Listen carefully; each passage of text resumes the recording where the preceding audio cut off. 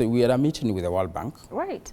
And we were discussing FLEED, farmer-led, irrigation development in this country. And I think the way forward in this country, most of the times, has been whereby, and where we have not been probably getting it very right, is whereby probably as the government we come on board and do everything for the farmers. Okay. So what we are telling our farmers now is the partnership. Probably there are those components we'll also be able to do, and we'll also be able to probably connect them also, because there are cases like there's a program which was done, through the ministry in Mount Kenya, where farmers were paying up to 50% in terms of the infrastructure development. Okay. Of course, through a loan, under grant, but eventually they paid, So I think we are looking at a future whereby we'll be able to partner with the farmers, with the beneficiaries. As, as a government, we do some components, then they also do some other components. And we have an holistic project, which is fully owned. And I think these systems for sustainability is the best way to go.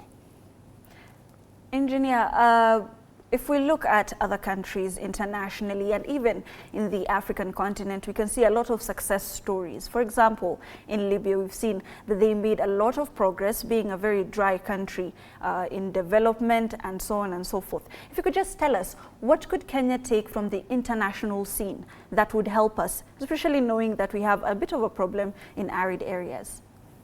I think we're already there. We're already in that space. Because as a country, we have come to realize the way to go in irrigation and sorting out the issue of food security in this country is water storage. Because rain-fed agriculture is not sustainable, is not reliable, and it's the very cause of food insecurity in this country. So I want to say that now, the new thinking, the new approach of attracting investors or capital investment now from the private market is the best model now to go. Because of course, we cannot continue relying on the exchequer to do these massive or these high investment projects. So I want to believe we're in that space.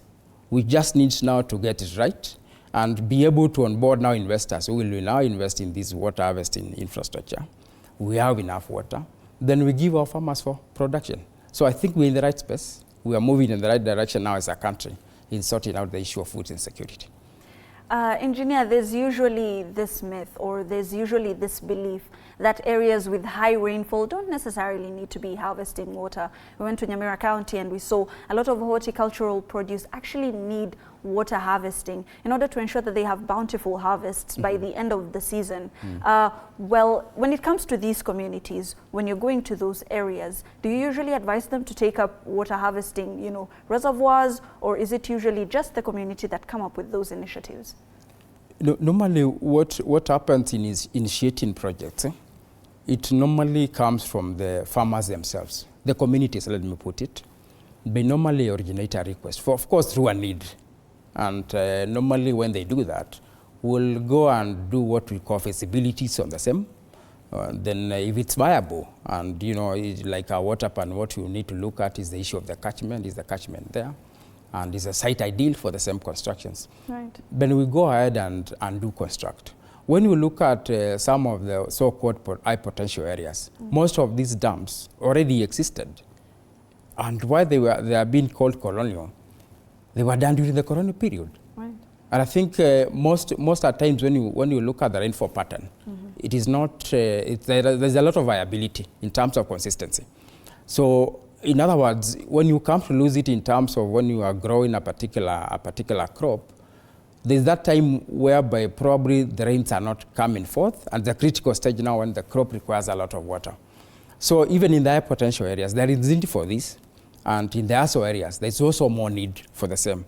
So that's why we are doing in high potential areas of Nyamira, and also in the low potential areas in terms of rainfall, like Garissa, Kitui, in areas of, like Taita Taveta, and those are the dry areas, and Kajiado. Just this year, the president was saying that we've increased